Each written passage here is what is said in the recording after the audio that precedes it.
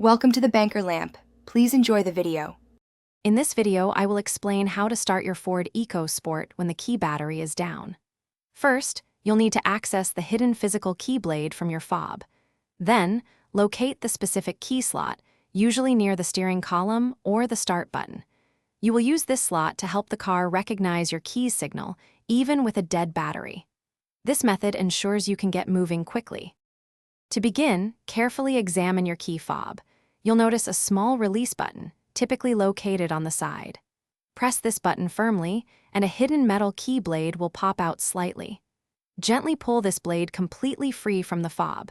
This physical key is crucial for accessing the emergency start mechanism, allowing you to bypass the dead battery issue. Now, with the key blade in hand, locate the emergency key slot in your Ecosport, often found near the steering column or under a cap. Insert the metal key blade into this slot. Next, hold your entire key fob directly against the start button. While holding it there, firmly press the start button. The car should now recognize the keys transponder and start the engine. Once your Ford Ecosport has successfully started, remember to replace the key fob battery at your earliest convenience. The standard battery required is a CR2032 coin cell, which is widely available. This will restore full functionality to your key fob. For specific instructions on battery replacement or any further details, always consult your vehicle's owner's manual.